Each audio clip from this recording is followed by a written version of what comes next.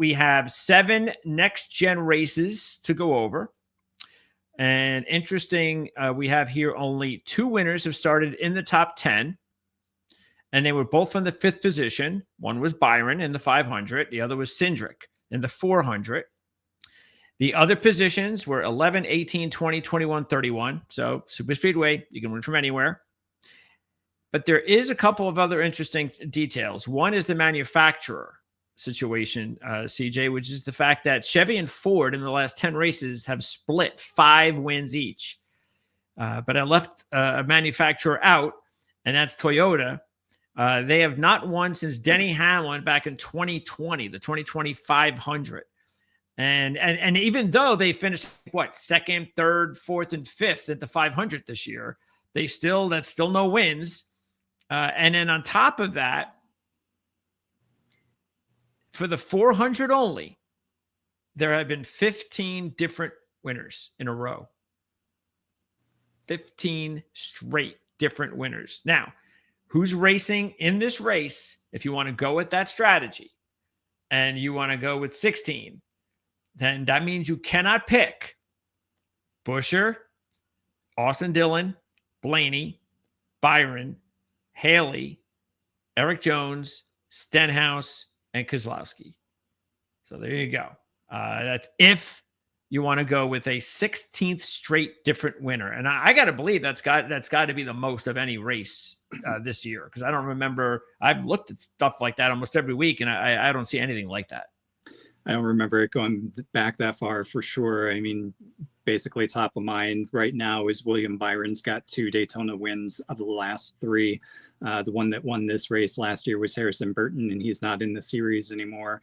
Toyota hasn't been able to link up and lead laps. They've been having trouble in the draft, nose to tail. We've talked about that a little bit. Ford links up the best, but Chevrolet seems to have the speed. So we'll see if anything changes this week, but I doubt it.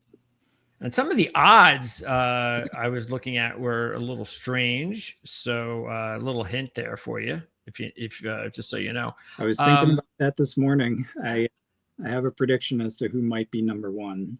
Oh, okay. Yeah. So let's go ahead. Let's see here. All right, let's go ahead and pop up the odds for the race. Where are we? Let me get it up here. All right. Who do you think is the favorite? Should be Ryan Blaney. I'm going to guess, though, with his 2 out of the last 3, it's probably going to be William Byron because of finishing in the top 5 at Talladega as well.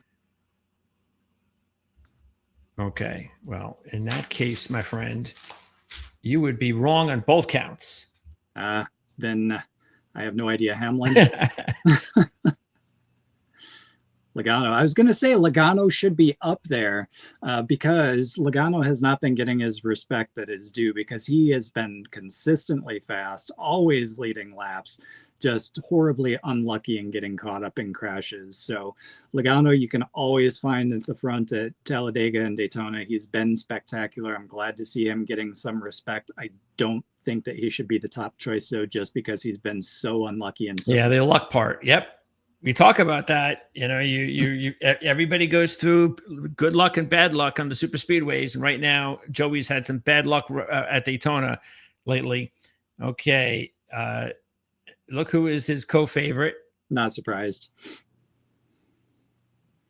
Look who is third. That's surprising.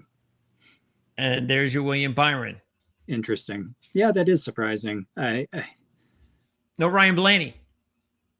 That's good for us, right? Yes, it is. It absolutely is. I mean, I only understand it a little bit, but I think, again, there are a few things in the odds, like I said, that are a little, I don't understand what they're going with.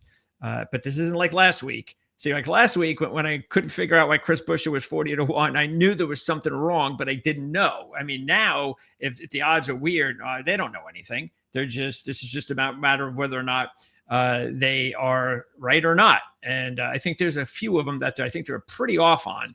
But that doesn't mean we'll win, but I think there's some opportunities out there. So as far as the 4 drivers, as far as this group here, I'd probably go with the 2 Penske cars at 10-1. Like you said, Logano has been really good here without winning lately. He's got 8 top 5s in his career. He won the 2015 500. And keep in mind, as good as Joey Logano's been here, in 33 races, he's won once. That's how hard it is to win at a super speedway. He has just 2 top 5s in his last 12 with a 20.9 average, but that includes 6 wrecks and 3 in a row. That's what we talked about him, a little bit bad luck, but he's led at least 1 lap or more in all 12 of those races and 6 laps or more in 11 of those 12 races. And he was 35th earlier this year. And again, he was involved in that wreck after leading 43 laps. Meanwhile, Cindric has got the 2022 Daytona 500 win, and he's led 13 or more times in 5 of 8 races in his career at Daytona, including the last 3. He also has a win in the Xfinity Series here. He was 8th in the 500 earlier this year, leading 59 laps. So Logano and Cindric, I'm sure they both had a lot of fun early, as they did early on. And Cindric did end 8th. Logano was involved with a wreck, but Cindric ended 8th, leading 16 more laps than Logano. So yeah, I think those are the 2 to go out of these 4. Without question, Logano over Cindric. Cindric's got the Talladega victory earlier this season as well. Chase Elliott's the one that really stands out to me as being the anomaly. I don't know why he's among the top 4 here. He's never won at Daytona. He does have 3 poles, a handful of runner-up finishes, but the last 3 races, he's finished inside the top 15 twice, and another one 36th, and he's only led a combined like 17 laps out of the last 4 Daytona races. So it's not like he's been consistently at the front. And by the way, first DNF of the year last week, and then the week before that was his first finish outside of the top 20 of the season. So he is on a bona fide slump right now. So I don't know that he's necessarily the one that I would be putting in the top 4 favorites here for Daytona, a place he's never won at.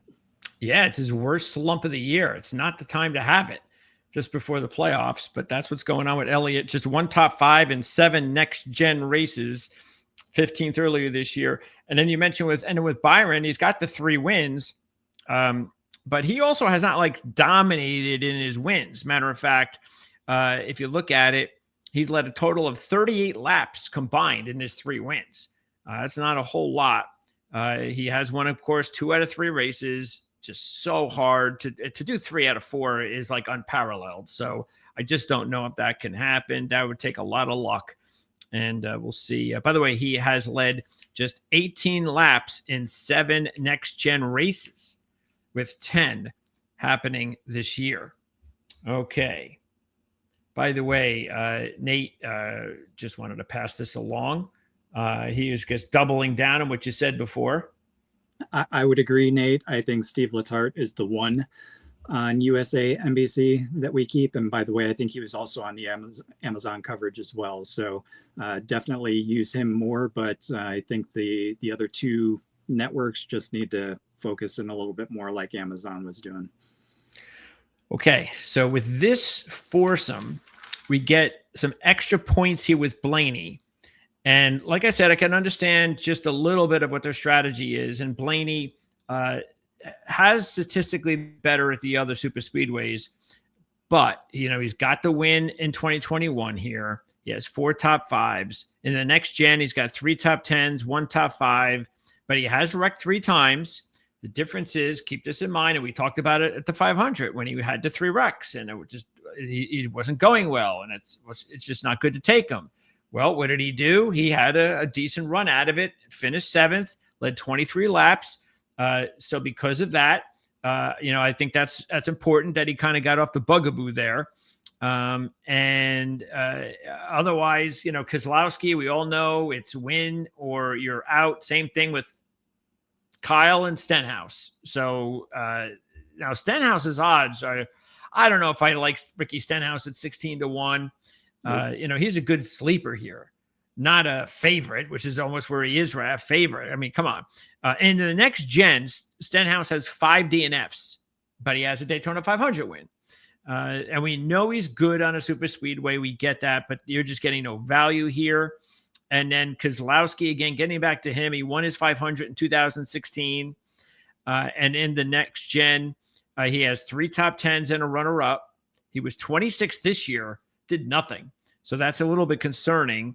And he only has 1 top 5 since his win in 2016. That's in his last 17 races at Daytona, just 1 top 5. His average finish, too, in his last 17 races, I think. No, actually, his average finish overall was 22.3. But in his last 17 races, he has 11 DNFs. I think Stenhouse, exactly like you said, should not be among the favorites. He should be more like a sleeper. If you look at going all the way back to 2017, Stenhouse's career at Daytona, if he didn't win, which he did twice, his best was 13th.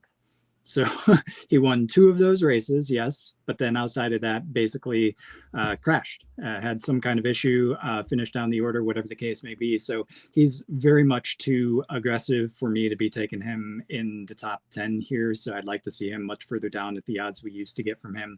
It's going to be 35-1 in the Daytona 500. That would be more like what I would expect. Maybe even somewhere in the 20s, even better. But 16, yeah, not worth it at this point. Keselowski with the win to get in is going to be interesting because he's usually at the front as well. The difference with him is he's probably not got the I guess he does with Preece and Buescher. They're coming up, but it seems like Cindric, Logano, Blaney seem to team up better than Keselowski. And I think if Keselowski finds himself up front, it's likely going to be with the other Penske guys, and they're probably going to be pulling a little bit more for the Penske guys. Yeah, that'll help. So it pays to have friends at Daytona. I'm not sure Keselowski is going to have many in the final laps. We'll see. Could be proven wrong. Kyle and Busch, it is a win and you're in. So a little bit extra incentive to help your fellow manufacturers out. For sure. And if it comes down to it, all 3 Penske guys are in. So maybe that does play to Keselowski's favor. That's a good point that I wasn't thinking about there. But again, he's got to get it all the way to the finish to be in contention there, which is tough for anybody to do. But Keselowski can definitely do it. Kyle Busch, pretty decent here. He ended up finishing second in this race last year, which was a great run, led 8 laps. So it'd be nice to see him run up front. He's usually pretty good at the super speedways, but kind of like Stenhouse, not in terms of the aggression, but in terms of the luck, maybe more like Logano. Seems Busch gets more than his fair share of crashes here at Daytona, ends up getting taken out through some fault not of his own, unfortunately. So he's got to survive and make it through to the end as well. Both of those guys will be racing for the win. Obviously, Blaney is the best choice here. He led 23 laps in the 500. Finished 7th, as you said, and that was ended a streak of 3 Daytona races outside of the top 25 for him. So it seems like he is back on course. And I'm not sure. I can't remember exactly what he did at Talladega. Do you have that handy by chance? Let's see. He was, where's Blaney? He had a incident. Started 9th. So he had speed there, but ended up having a crash some kind of incident and ended up finishing 37th. So I think he was 4th at Atlanta, for what that's worth. Yeah. And also had an incident in the last go at Atlanta. So Blaney top choice for me. Keselowski, Busch 2nd and 3rd. Interesting that Kyle Busch started 18-1 earlier today. He was 11-1 at the 500, which I remember we said at the time was a little low. And now he's dropping. He's down to 15-1. So, yeah, you do have to wonder if some of the Stenhouse, Keselowski, Kyle Busch, some of these drivers are a little bit lower with the need to win and you're in kind of deal. I just wonder about that. But anyway, Kyle Busch was 11-1 in the 500. Now he's down to 15-1. So, and look, as you mentioned, comparing with Logano, if you look at it, they're very similar. Logano, 8 top 5s, a win, 377 laps. Kyle Busch, 9 top 5s, a win, 539 laps. Busch has 7 more races and about 150 laps additional. So again, 2 excellent at the top of their game. If you're looking at the best super speedway drivers, they're part of that. Logano and Kyle Busch, and they both have 1 win. So, okay, let's now move on to the next group. And Christopher Bell, he's here at 17-1, as is Larson. And Larson's number is a little bit better because it was a little lower than this at the 500.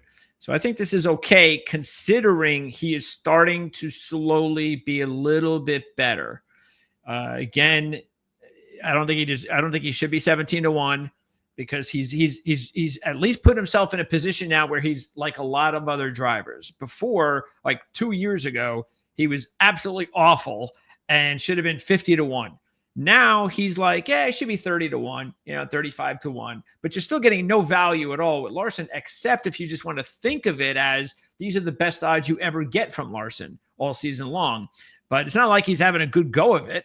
Matter of fact, in the next gen at Daytona specifically, he has not had a top 10, and he's only led 19 laps with a 23.7 average, but he has led 5. As a matter of fact, last year, he led 5 laps and 7 laps. So he was up at the front a little bit, mid-race and so forth, but he's not a good super speedway driver. That's the thing you got to keep in mind. He's just not. So when you're thinking about, can Kyle Larson win a race at Daytona at the end when things get really tough and you got to block drivers and you got to decide go up, go down. He can't do that. I'm sorry. He's just not capable. He's just not good at it. So I just can't. He'd have to be really, really fortunate. And I'm sorry, in that situation, I want him to be 50-1, not 17-1. Meanwhile, Bell is a driver that's been solid here. He has 3 third-place finishes in his last 5. He led 20 laps, 22 laps, and 32 laps in 3 of his 11 races when he started 4th, 5th, and 5th. So keep that in mind when we talk about it on Friday night. And then Hamlin and Buescher. Now, here's one of the other situations, my friend, that I think we're getting a big break on. And I have no idea why Denny Hamlin is 20-1. No idea whatsoever. He was 9-1 in the 500 for a reason, because that's Denny Hamlin up there with the best of them at super speedways. He's having a tremendous year. He has 3 wins. They're all 500. So I guess that's the only thing I could look at is, well, it's not the 500. And that's when you really want to take Denny Hamlin, not in these races. And I understand look, remember when we were talking about it with Logano and we said the same thing with Hamlin. He has a little bit of a bad run going on, which I completely understand. He hasn't had a top 10 in next gen, but he's led 47 laps combined. He's led 6 or more laps in 5 of 7 races. So that's all good, except the finishes aren't there. So, but keep this in mind. He's only had 3 DNFs in his last 13 races too. So it's not like he's had a whole bunch of wrecks in a row or bad luck. It's just that, yeah, he's going through a spell like a lot of other drivers do, where they're just not lucky on super speedways. I'm okay. I'll talk about that and say I can't go with a driver like that at 9-1, like we talked about earlier this year. But I'm getting double now. Now I'm getting 20-1 with Denny Hamlin. So I have to look at that in a completely different way. Meanwhile, Buescher, who is in a position now where it looks like he may have to win to get in, has got 2023 400 win. So he did win this race 2 years ago. And in his last 5 races at Daytona, he has 4 top 10s, 2 top 5s, and a win. And he was 10th earlier this year from the 6th position. So Chris Buescher is also a pretty decent long shot. Out of these 4, I would definitely go with Hamlin and Buescher. Buescher, I would put above Hamlin. I'm not convinced that Hamlin's down streak, for lack of a better word, at Daytona is over. If you look at what he did at Talladega earlier this year, he was 21st as well. So not showing huge signs of life. I would go with Christopher Bell over Hamlin because Bell does have a couple of top 5s, 3 third place finishes actually out of the last 5. So for whatever reason, Bell seems to be able to get more out of the Toyota. It's hard to choose a Toyota here. Just that's true. Yeah, Toyota. Yeah. They don't work well in the draft together. It's about trying to get into contention for the end. And for whatever reason, Bell is just doing a better job of that. Hamlin, his finishes kind of show me that they have problems throughout the race. Maybe they get a little bit of damage, but are able to overcome it. And that's a sign of a championship team. But he is not in winning contention. So I would I'd definitely put Chris Buescher first, head and shoulders above the rest of them. I'd probably give Christopher Bell over the edge over Denny. Yeah, with Bell, I guess that's the other thing too, is that, yeah, I mean, they're driving Toyotas.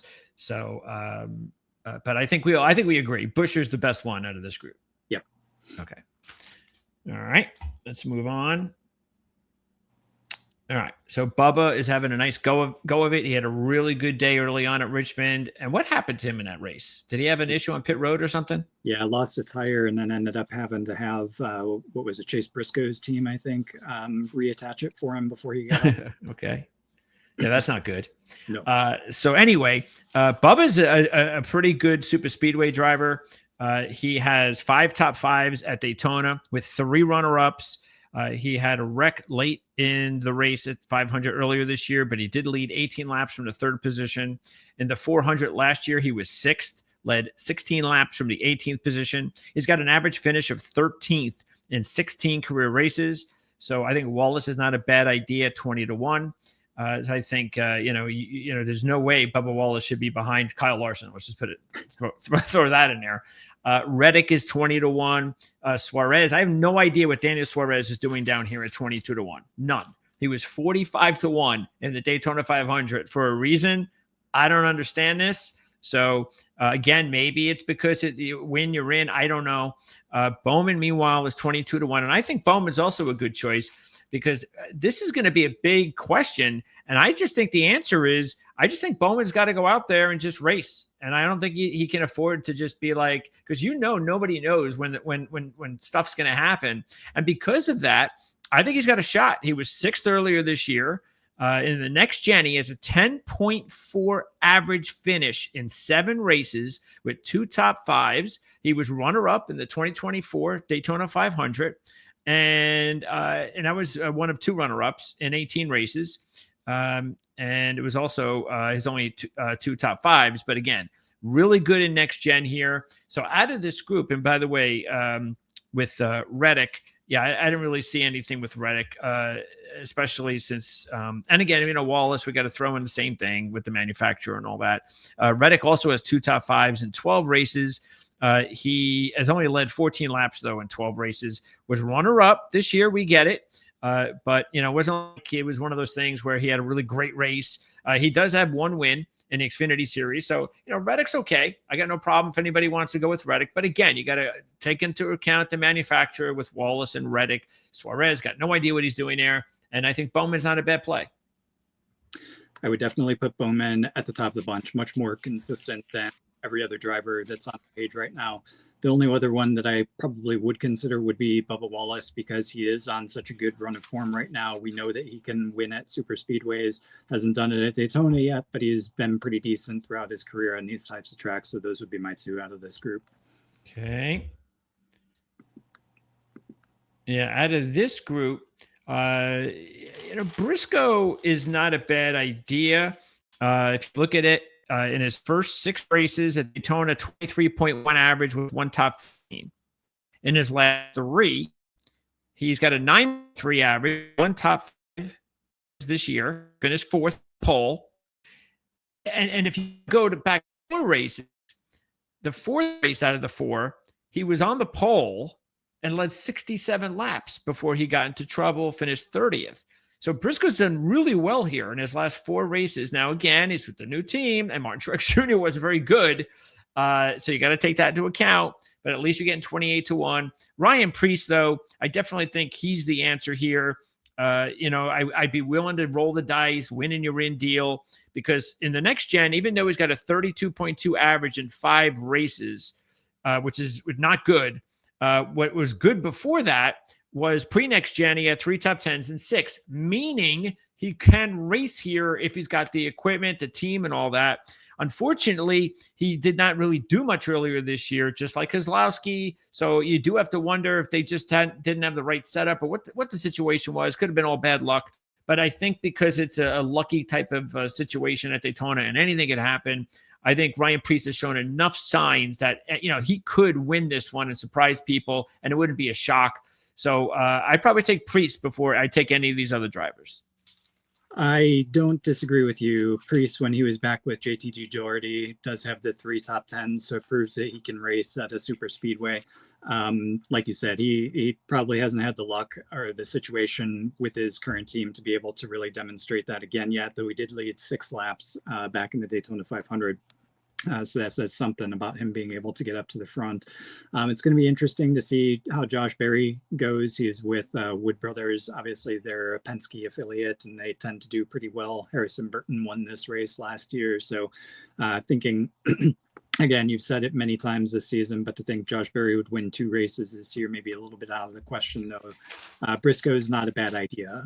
Started on pole, finished 4th in the 500, led 4 laps. And then prior to that, back when he had a Ford, he was pretty consistently inside the top 15. So Briscoe, like Christopher Bell, seems to know how to get to the end of these races. So if despite the fact that he's in a Toyota, he might be capable of a top 10 finish. Okay. Hocevar, Dylan winning back-to-back weeks, not going to happen. Michael McDowell, Ty Gibbs. Out of this group, you know what? I'd look at Hocevar and McDowell. Hocevar does have an 11th place finish in this race last year. And this year, 10th and 2nd in Atlanta, 6th at Talladega.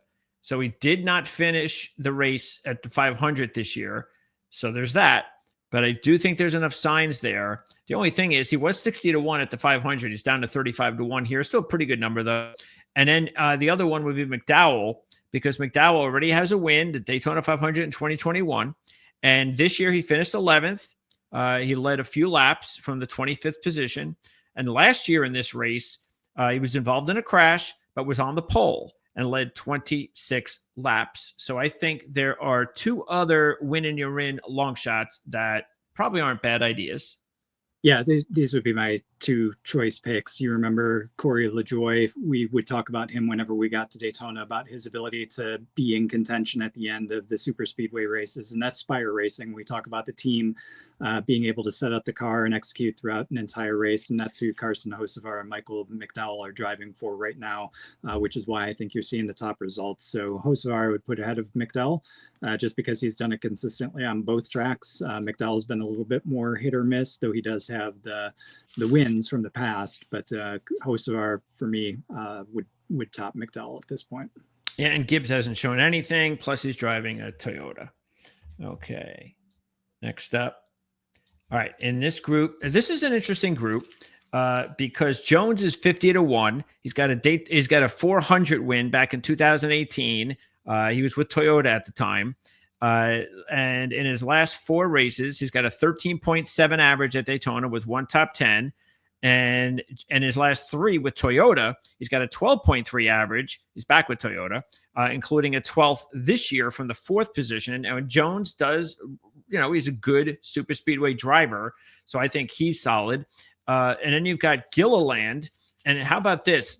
Gilliland had that big race last year, I think it was. So in the 500, he was 18-1. Which we thought was crazy at the time. He's back to being 55-1 now, which is back to normal. But now I think he's 55-1. Now we're getting value. He led 16 laps in the 2024 500, which is the reason the odds went down, and 5 laps in this race last year. So his average is not good. He hasn't finished well, but he is a big number. And then you've got Gregson, who we know knows how to race in super speedways from the Xfinity Series. He has a Daytona Xfinity win. He's been okay so far here in Daytona in the Cup Series, but nothing great. Meanwhile, John Hunter is also a very interesting choice. But the problem with John Hunter and Jones, again, we go back to the Toyotas, that at least now we're getting 50 and 65-1. Because John Hunter, believe it or not, has got a 9.8 average in 5 Cup races at Daytona, finishing 5th, 7th, 11th, and 15th. No laps led. This year he was 5th, best finish, 18th from the 18th position. And in the Xfinity Series, he's got 3 top 10s out of 6, including a runner-up. So he knows how to drive in super speedways, and you're getting 65-1. So I think all of these drivers have something that's interesting. But yeah, I think Jones and John Hunter probably stick out the most because, like I said, even though they're driving a Toyota, it's a big number. Those definitely have the more consistent results, so I can see why you'd go with that. Gregson would probably be the one that I would choose because he's in a Ford. He's got 2 top 10s at Daytona. And by the way, he's got 3 top 10s this season. One of them was at Talladega when he finished 4th. So he's coming off of a super speedway where he had a really good result as well. So I could see Gregson and the Ford having a good night. Okay. And let's see. In this group, let's see who sticks out. I mean, I've seen worse at this point. Zane Smith, 65-1. He was 90-1 earlier this year. And he's been okay. I mean, yeah, he had a crash earlier this year, but before that, he finished 13th. And the other 3, all 3, 13, 13, 13. And the other 3 races at Daytona. And in the Truck Series, again, it helps that the track. He's got 2 wins in his last 2 trips to Daytona. So that's interesting. Also, AJ, I think, is someone that may not be the worst idea in the world, sitting there at 65-1. In the next gen, he's finished 6th and 6th in the 500. And in the 400, he's finished 29th and 41st. So that's not what you want to hear. But he has had good moments, including, if you look at it, he's got 6 top 10s in his last 8 since 2017 with 2 top 5s, and he's led 22 laps. And in the Xfinity Series at Daytona, he's got 4 top 5s, including 2 runner-ups in his last 6. So AJ's been making a little bit of noise lately. We've been seeing him more lately than we have all earlier in the season. So he could be a good long shot. And then Ty Dillon, I'm only going to bring him up for 2 reasons. One, he's got a 16.2 average in his last 10 with 5 top 12s and 3 top 6s. And 2, wouldn't it be funny if they went Dillon to get into the playoffs? So why not throw a buck or 2 on Ty Dillon? But yeah, I think AJ, Zane Smith, Ty Dillon all have interesting things. I would agree. I'd put AJ top of that because of his top 10 run that you mentioned. Zane Smith, obviously very capable, and he's done some good things at super speedways as well. So those would be my 2 top choices. But you could have Dillon win back-to-back. It'd just be the brothers. Yes, it would. It would be quite hilarious. Here is some more, and this is the last of the 4. Haley, of course, knows how to drive super speedways. He won the 2019 400 in his very first Daytona Cup appearance. He's got 2 wins in the Xfinity Series. So, Haley is always an interesting long shot. SVG, it's just not his thing. Austin Hill, boy, this could be interesting because we know how good Austin Hill is on super speedways and Xfinity Series. He's got 3 wins in 8 races at Daytona. He's got 1 win at Talladega. And he's got 5 out of 8 at Atlanta. So he is like the super speedway king in the Xfinity Series. He hasn't been able to translate that yet into NASCAR. He just hasn't had enough opportunities, I guess. And I know he's not making any friends in the Xfinity Series, so I'm not sure exactly who wants to hang out with him here. But out of these 4, I don't know. Is it Haley or is it Austin Hill? It could be Riley Herbst, too. Herbst is really? Super speedways as well. But I think just given his insane success in the other 2 series on these types of tracks, you got to go with Austin Hill. He's just very good at super speedways. I think once he figures it out in this current generation of car, I think he's going to bring it with him again as well. So just give him the time to figure it out, and I think he'll be there. Okay, let's go ahead. Oh, got papers all over the place. Let's go ahead with our picks. And let me see, who goes first? Is it me? I think it's you, yeah. Okay, here we go. Finally found it. Okay. I am going to, you know what? I just think he's on a nice roll right now. I'm just going to go with Blaney. You're making it really hard for me then.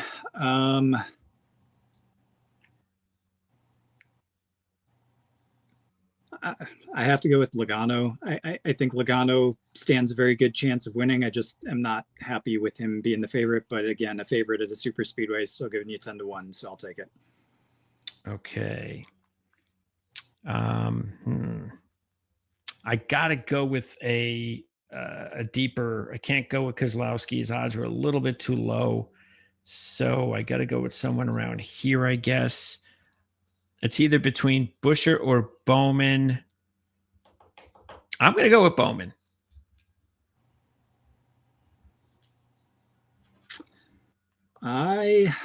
You would think that would leave me Busher, but I think at my second choice, I'm going to go Preece. Okay. And I'll go with there's enough deep long shots to choose from.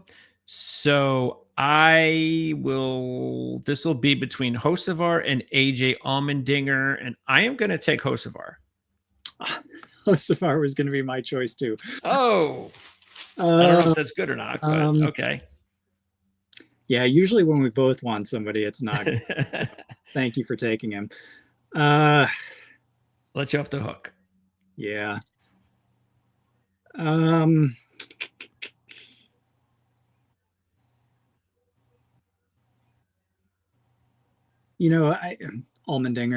I agree. I think those were the two names down at the bottom of the list that I was considering. Hocevar was a clear choice, but since you took him, I will go with Allmendinger. Just too many top tens consistently recently to ignore. All right, and Nate has got his prediction here. He thinks we're going to see a new winner getting into the playoffs. So I think he might be right. And based on our predictions, we have 3 out of our 6 new drivers. CJ, one more thing, I guess. I'll let you close it out before you take off. And, of course, we'll hopefully see each other on Saturday night, fingers crossed, weather permitting. Yeah, scattered storms, thunderstorms, afternoon to evening. So typical Florida weather, about a 50% chance from what I saw. But yeah, hoping we can pull it out. Thank you all. I'll be back in 2 more weeks. Enjoy Darlington. That's the one I'm really going to miss seeing. And then I'll be back just in time for Gateway. Can't wait. Okay. Exciting.